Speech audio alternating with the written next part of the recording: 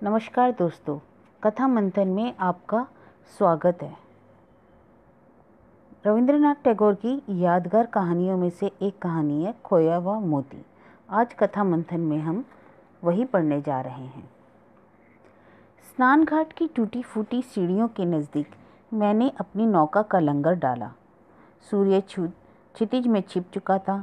नाविक नौका के तख्ते पर ही मगरिब की नमाज अदा करने लगा। नदी के किनारे ही एक टूटी फूटी इमारत खड़ी थी, जिसका छज्जा इस प्रकार झुका हुआ था कि उसके गिरने में बहुत ज़्यादा देरी की आशंका नहीं थी। वह किसी भी समय धराशायी हो सकता था। चारों तरफ शून्यता छाई हुई थी। उस शून्य वातावरण में अचानक एक मनुष्य की आवाज़ मेरे कानों में सुनाई पड़ी तो मैं भयभीत हो गया। आप कहाँ से आ रहे हैं?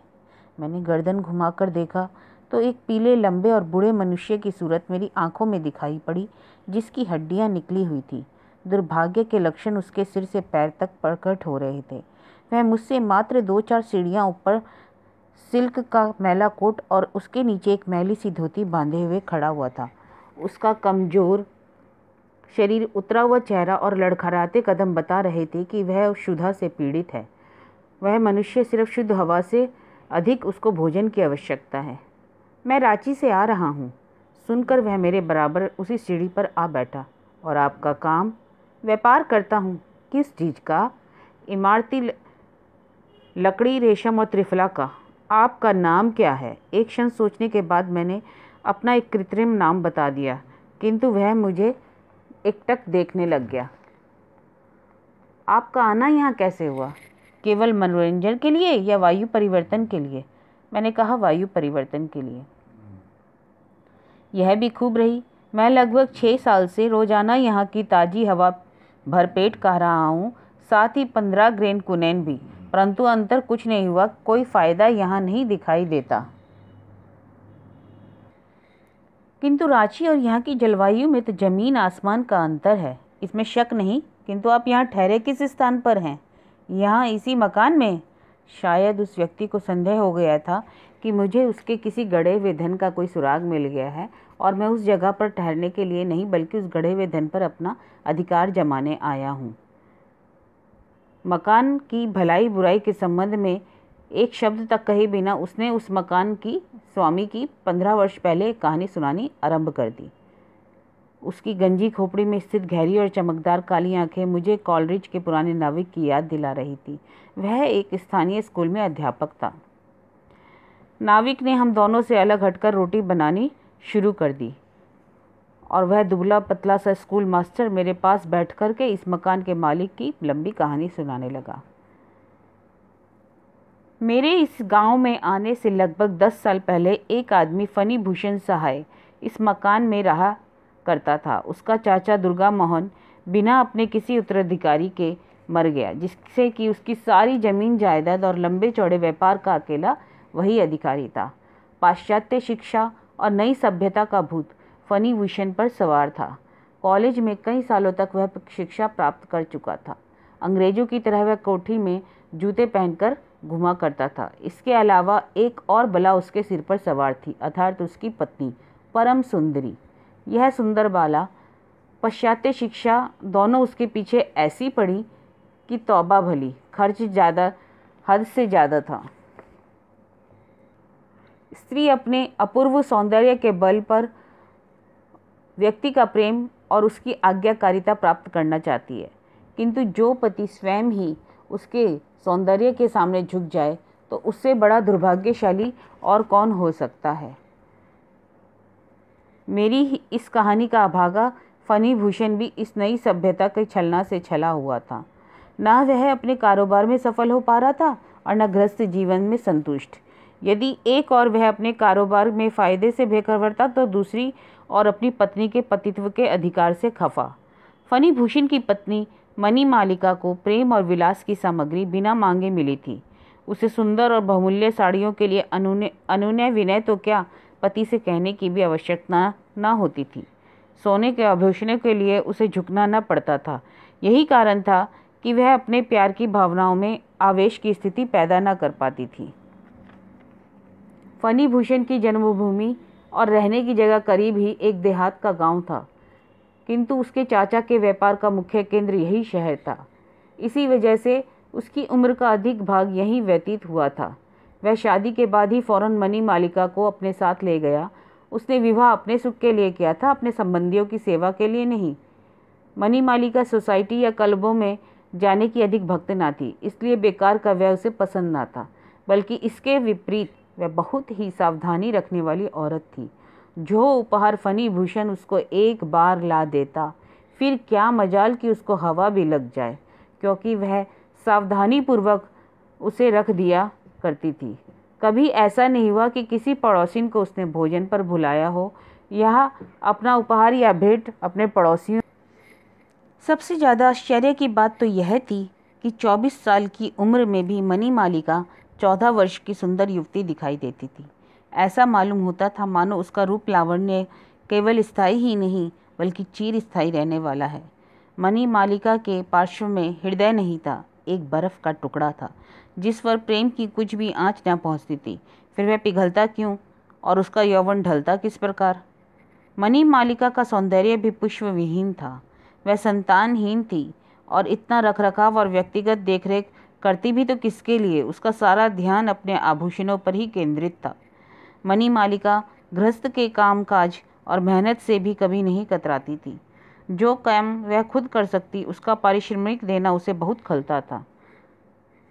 ना दूसरों के दुख का उसे ध्यान था, ना नाते रिश्तेदारों की चिंता। उसे अपने काम से काम था। इस शांत जीवन के कारण वह स्वस्थ और सुखी थी। ना कभी उसे फिक्र होती, ना कोई दुख, ना कोई चिंता। जो पत्नी हर समय फरमाइशें लेकर पति की छाती पर चढ़ी रहे, वह सारे गृहस्थ के लिए एक सिरदर्द साबित होती है। दूसरी तरह का आदमी था। वह अपनी पत्नी के प्रेम को किसी भी कीमत पर खरीदने के पक्ष में ना था और ना ही प्रेम के विषय में चिड़चिड़े स्वभाव का था। फिर भी उसे अपनी जीवन संगनी के प्रेम की बहुत अच्छे तरीके से प्राप्ति हुई। वह इसमें भाग्यशाली था। जिस प्रकार एक सफल दुकानदार को किसी हद तक बेअदब होना जरूरी है, ठीक उसी प्रकार एक सफल पति बनने के लिए पुरुष को किसी सीमा तक कठोर स्वभाव वाला बन जाना ही आवश्यक है। यह मैं प्रार्थना पूर्वक तुम्हें सीख देता हूँ।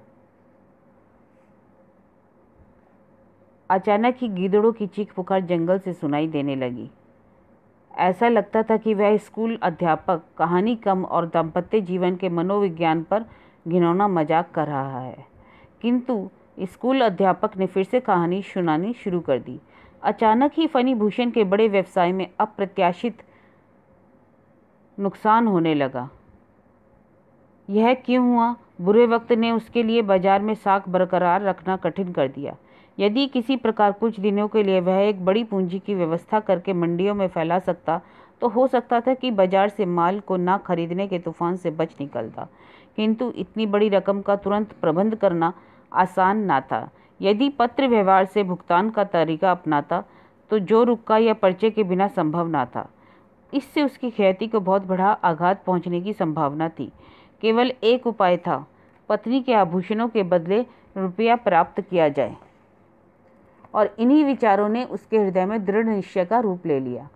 फनी भूषण मणिमालिका के पास गया, परंतु वह ऐसा पति ना था कि अपनी पत्नी से स्पष्ट और सबलता से बात कह सकता, और दुर्भाग्यवश उसे अपनी पत्नी से इतना गहन प्रेम था जैसा कि उपन्यास के किसी नायक को नायिका से हो सकता है। सूर्य का प्रभाव पृथ्वी पर बहुत ज़्यादा है, किंतु आकर्षण युक्त नहीं। यही हालत फनी भूषण के प्रेम की भी थी। उस प्रेम का मणिमालिका के हृदय पर कोई आकर्षणशील असर ना था, किंतु मरता क्या न करता। आर्थिक कठिनाई की चर्चा, प्रोनोट, कर्जे का कागज, बाजार के उतार चढ़ाव, इन सब बातों को कंपित और दीनहीन स्वर में फनी भूषण ने अपनी पत्नी को बताया। झूठे मान, असत्य विचार और भावावेश में साधारण सी समस्या कठिन बन गई। अस्पष्ट शब्दों के विषय की गंभीरता को व्यक्त करते हुए अभागे फनी भूषण ने डरते डरते कहा, तुम्हारे आभूषण?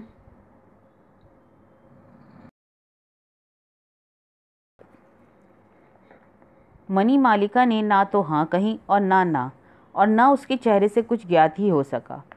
उससे फनी भूषण के हृदय को गहरी ठेस पहुंची, किंतु उसने यह प्रकट नहीं होने दिया। पत्नी की स्वीकृति के बिना वह आभूषणों को छूना भी पाप समझता था, इसलिए हताश होकर रुपये की प्राप्ति के लिए युक्तियां सोचकर कलकत्ता चला गया। मणिमालिका ने अपने बड़े सलाहकार मधुसूदन को बुलाया। वह उसका दूर के रिश्ते से चचेरा भाई था और फणिभूषण की कारोबारी में एक आसामी की तरह देखरेख पर नियुक्त हुआ था। वह अपनी काबिलियत के कारण नहीं बल्कि रिश्तेदारी के जोर पर उस स्थान पर अधिकार जमाए हुआ था। रिश्तेदारी की धौंस में प्रत्येक महीने वेतन से भी अधिक रकम वह उड़ा लेता था और उसी को मणिमालिका ने अपनी सारी राम कहानी सुनाई और आखिर में पूछा, क्या करूं, कोई अच्छी सलाह दो। मधुसूदन ने बुद्धिमत्ता और दूरदर्शिता के भाव से सिर हिलाकर कहा, मेरा माथा ठनकता है, इस मामले में दक्ष नहीं दिखाई देती। फणिभूषण को रुपया तो ना मिल सकेगा, अंत में वह तुम्हारे आभूषणों से ही तुम्हें हाथ धोना पड़ेगा। तो फिर मुझे क्या करना चाहिए? अरे अभी तो मायके चली जाओ और सारे आभूषण वहां छोड़े आओ, चालाक मधु ने कहा। इस प्रकार उसकी हंडी को भी भगार लगने की उम्मीद थी। यदि सारे नहीं तो कुछ आभूषण तो अवश्य ही मधु के अपने हत्थे चढ़ने की उम्मीद थी। इस प्रकार उसकी हंडी को भी भगार लगने की उम्मीद थी। यदि सारे नहीं तो कुछ आभूषण तो अवश्य ही मधु को अपने हत्थे चढ़ने की उम्मीद थी। मणिमालिका उसी समय राजी हो गई, जबकि सावन की घटाएं आसमान पर डेरा जमाई हुई थी। बारिश मूसलाधार हो रही थी। झुटपुट के समय ही एक नौका ने रेतीली सीढ़ियों पर लंगर डाला। दूसरे दिन सुबह घटा घोप अंधेरे में मणिमालिका आई और एक मोटी चादर में सिर से पांव तक लिपटी हुई नौका पर सवार हो गई। मधु, जो रात में उसी नौका में सोया हुआ था, उसकी आहट से जाग गया। आभूषणों की संदूकची मुझे दे दो ताकि सुरक्षित रख लूं। अभी ठहरो, जल्दी क्या है, चलो तो सही, आगे देखा जाएगा। नौका का लंगर उठा और आवाज हुई। नौका नदी की लहरों से जूझने लगी। मणिमालिका ने सारे आभूषण एक एक करके पहन लिए थे। संदूक में बंद करके ले जाना असुरक्षित मालूम होता था। मधु हक्का बक्का रह गया जब उसने देखा कि मणि के पास संदूकची नहीं है, जिसकी उसने कल्पना भी न की थी। उसने आभूषणों को अपने प्राणों से लगा रखा था। चाहे मणिमालिका ने फणिभूषण को ठीक तरह से ना समझा था, किंतु मधु के चरित्र को बिल्कुल ही ठीक अंदाजा लगाया था। जाने से पहले मधु ने फणिभूषण के एक विश्वसनीय मुनीम को लिख भेजा था कि मैं मणिमालिका के साथ उसको मायके पहुंचाने जा रहा हूं। यह मुनीम संसार का अनुभवी और बड़ी उम्र का व्यक्ति था और फणिभूषण के पिता के समय से ही उसके साथ था। वह मणिमालिका के इस प्रकार जाने से बहुत चिंतित और शकग्रस्त हुआ। उसने फौरन अपने मालिक को लिखा। वफादारी और खैर ख्वाही में उसने प्रेरणा दी और अपने पत्र में उसने मालिक को भी खरी खरी सुनाई। पति की लाज और दूरदर्शिता दोनों का अर्थ यह नहीं है कि पत्नी को इस प्रकार आज़ाद छोड़ दिया जाए। मणिमालिका के हृदय के संदेह को फणिभूषण समझ गया और उसे बहुत दुख हुआ। वह इस संबंध में शिकायत का एक शब्द भी जबान पर ना लाया। उसने अपमान के कष्ट सहे, किंतु मणिमालिका पर कोई दबाव डालना ठीक ना समझा। इस मौके पर कोई और होता तो क्रोधावेश न जाने क्या कर बैठता, किंतु फणिभूषण मौन रहा और अपना दुख प्रकट करने के लिए मणिमालिका को दुखित करना ठीक ना समझा। जिस प्रकार औरत सावन के बादलों की तरह बात बात पर आंसुओं की झड़ी लगा देती है, पुरुष को चाहिए कि वह दावानल की भांति स्त्री को जरा जरा से आचरण पर भड़क जाए, किंतु अब वह पहले जैसे दिन कहाँ। फणिभूषण ने मणिमालिका को अपनी गैर मौजूदगी में बिना सूचना दिए मायके जाने पर कोई विशेष डांट फटकार का पत्र ना लिखा, बल्कि तय कर लिया कि मरते दम तक उसके आभूषणों का नाम भी जबान पर नहीं लाएगा। और रुपए की वसूली में भी फणिभूषण सफल हो गया। उसके कारोबारी के सारे रास्ते खुल गए और उसने सोचा मणिमालिका भी अब घर वापस आ जाएगी। फणिभूषण के विचारों में 10 दिन पहले का तुच्छ और असफल याचक जब मस्तानी चाल से घर में कदम रखेगा और पत्नी की दृष्टि उसकी सफलता से दमकते हुए मुख पर पड़ेगी, तो वह अपने इनकार पर स्वयं लज्जित होगी और नादानी पर पश्चाताप प्रकट करेगी। इन्हीं विचारों में मग्न फणिभूषण शयन कक्ष के पास पहुंचा तो वहां दरवाजे पर ताला लगा हुआ था। ताला तुड़वा कर अंदर घुसा तो तिजोरी के किवाड़ खुले पड़े थे। इस आघात से वह लड़खड़ा गया। टूट चुका था, यह सब खाली पड़ा था। अब वह दिवालिया हो चुका था और सिवाय गहरी सांस, आंसू और हृदय की वेदना के पास अलावा उसके पास कुछ भी शेष न था। मणिमालिका को बुलाने का ध्यान भी उसके हृदय में न आया। उसने तो वह तय कर लिया कि चाहे अब वह आए या न आए उससे कोई मतलब नहीं, किंतु बूढ़ा मुनीम जिसके अनुरोध पे विवश होकर उसने मणिमालिका के मायके में आदमी भेजा, किंतु वह यह अशुभ समाचार लाया कि ना यहाँ मणिमालिका आई है ना मधु। जब उसने यह सुना तो उसके पांव तले से जमीन निकल गई। नदी पार आदमी दौड़ाए गए, खोज और प्रयत्न में किसी प्रकार की कमी न रखी, किंतु यह न पता चल सका कि नौका किस दिशा में गई है, नौका का नाविक कौन था। हताश फणिभूषण हृदय मसोस। इस प्रकार कुछ दिन बीत गए। कृष्ण जन्माष्टमी की संध्या थी।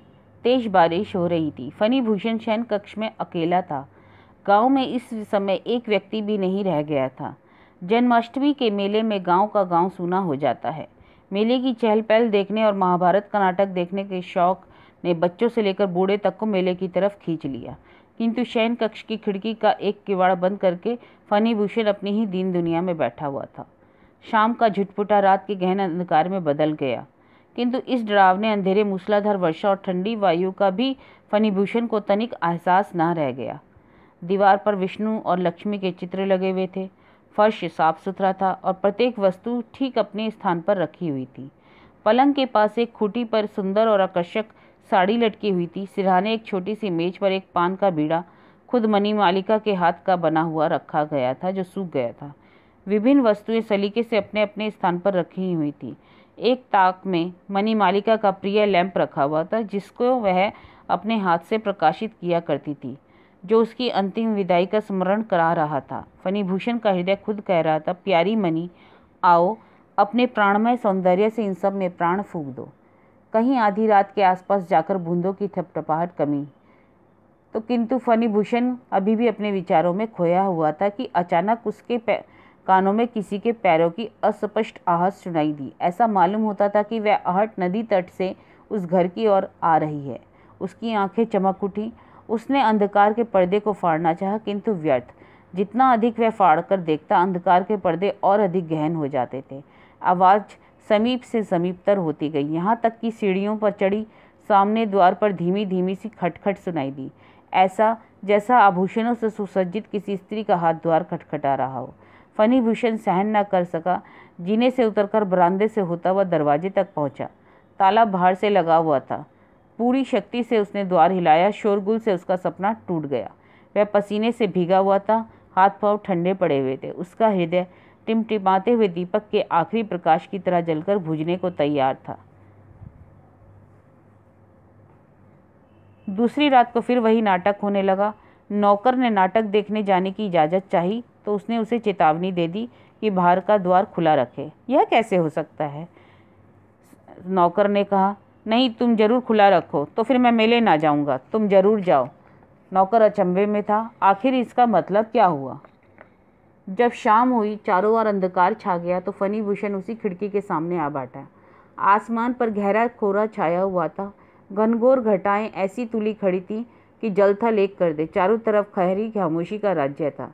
आधी रात के समय पुनः दिन भर का शोर, चहल पहल रात्रि के निस्तब्ध मौन में सोने लगी थी। पहली रात की भांति फणिभूषण को फिर वही आवाज़ सुनाई दी। उसने नदी की ओर नज़र उठाकर बिना देखा। इस प्रकार कुर्सी पर मूर्तिवत बैठा रहा। पंजों की आहट सुनसान घाट से चलती हुई सीढ़ियों की ओर आकर मुख्य द्वार में प्रविष्ट हुई। चक्कर वाले जीने की सीढ़ियों पर चढ़कर अंदर के कमरे की तरफ बढ़ी। बरामदे में होती हुई शयन कक्ष की ओर आई और ठीक द्वार पर आकर ठहर गई। अब केवल द्वार प्रवेश करना बाकी था। फणिभूषण की आशंकाएं मचल उठी। संतोष का आंचल हाथ से जाता रहा और अचानक कुर्सी से उछल पड़ा और एक दुख भरी चीख निकली। मणि, उसके मुख से निकली, लेकिन आज वहां कोई ना था। दूसरे दिन मेला छटने लगा। दुकानें उठनी शुरू हो गईं। मेला देखने वाले अपने अपने घरों पर वापस जाने लगे। फणिभूषण ने दिन में व्रत रखा और सब नौकरों को आज्ञा दी कि आज रात को कोई भी व्यक्ति ना रहे। लोग विचार करने लगे कि हमारे मालिक आज किसी रात को किसी खास मंत्र का अनुष्ठान करेंगे। शाम को समय आसमान पूर्णतः साफ था। वर्षा से धुले हुए आकाश में सितारे चमक रहे थे। पूर्णिमा का चांद निकल रहा था। फणिभूषण उसी खिड़की के सामने आ बैठा और तकिए से सिर लगाकर आसमान की ओर देखने लगा। सितारे आसमान से ओझल होने लगे। अंधकार ने दाएं बाएं और नीचे ऊपर चारों तरफ से पर्दे डालने शुरू कर दिए। किंतु आज फणिभूषण पर एक विशेष प्रकार का असर था। वह अनुभव कर रहा था कि उसकी आशाओं के पूर्ण होने का समय अब काफ़ी समीप है। पिछली रातों की भांति आज फिर किसी के पाँवों की आहट स्नान घाट की सीढ़ियों पर चढ़ने लगी। फणिभूषण ने आंखें बंद कर ली और विचारों में मग्न हो गया। पाँव की आहट मुख्य द्वार से प्रविष्ट होकर संपूर्ण मकान में होती हुई शयन कक्ष के द्वार पर आकर विलीन हो गई। फणिभूषण का शरीर कांपने लगा, परंतु वह दृढ़ निश्चय कर चुका था कि अंत तक आंखें न खोलेगा। आहट कमरे में प्रवेश हुई। खूंटी पर लटकी साड़ी, ताक के लैंप, खुले हुए पानदान और अन्य वस्तुओं के पास थोड़ी थोड़ी ठहरी और अंत में फणिभूषण की कुर्सी की तरफ बढ़ी। अब फणिभूषण ने आंखें खोल दी। धीमी धीमी चांदनी खिड़की से छनकर आ रही थी। उसकी नज़र के सामने एक ढांचा, एक हड्डियों का पंजर खड़ा था। उसके रोम रोम में छल था, कलाइयों में कड़े, गले में माला। सारांश यह था कि प्रत्येक जोड़ जड़ाऊ आभूषणों से दमक रहा था। संपूर्ण आभूषण ढीले होने के कारण निकले पड़ते थे। आंखें वैसी ही बड़ी बड़ी और चमकीली, परंतु प्रेम भाव से शून्य थी। 18 वर्ष पूर्व विवाह की रात को शहनाइयों ने मीठे स्वरों में इन्हीं मोहिनी आंखों से मणिमालिका ने फणिभूषण को पहली बार देखा था। आज वही आंखें बारिश की भीगी चांदनी में उसके चेहरे पर जमी हुई थी। उसी अस्थि पंजर ने दाएं हाथ से संकेत किया। फणिभूषण स्वयं मशीन की भांति उठ खड़ा हुआ, पंजर के पीछे पीछे हो लिया। हर कदम पर उसकी हड्डियां चटक रही थी, आभूषण झंकृत हो रहे थे। वे बरामदे से होते हुए सीढ़ियों की नीचे उतरे और उसी पथ पर हो लिए जो स्नान घाट पर जाता था। अंधेरे में जुगनू कभी कभी चमक उठते थे। वे दोनों नदी के किनारे पर जा पहुँचे। पंजर ने सीढ़ियों से नीचे उतरना आरंभ किया। जल पर चांदनी की छाया नदी की लहरों पर क्रीड़ा कर रही थी। पंजर नदी में कूद पड़ा। उसके पीछे फणिभूषण का पाँव भी नदी में गया। उसके स्वप्न की छलना टूटी, परंतु वहाँ कोई ना था, केवल अंधकार था। उसका पैर फिसला और वह पानी में गिर गया। अब फणिभूषण के सारे बदन पर कंपन छाया हुआ था। फणिभूषण एक अच्छा तैराक था, किंतु अब उसके हाथ पैर अपने बस में ना थे। दूसरे ही पल वह नदी के असीम जल में समा चुका था। इस दर्द भरे हुए अंत पर स्कूल के अध्यापक ने कहानी को समाप्त किया। उसकी समाप्ति पर हमें फिर एक बार खामोश वायुमंडल का एहसास हुआ। मैं भी खामोश था। क्या आप इसको कहानी कहते हैं? मैंने उससे शक की मुद्रा में पूछा। नहीं, मैं तो इसे सत्य समझता हूँ। सबसे पहला तो यह कारण है कि मेरी प्रकृति उपन्यास और कहानी लेखन से ऊंची है, और दूसरी वजह यह है कि मैं स्वयं ही फणिभूषण हूँ। यह कहते हुए वह अध्यापक मेरी नज़रों के सामने ही सीढ़ियों से उतरते हुए नदी में समा गया।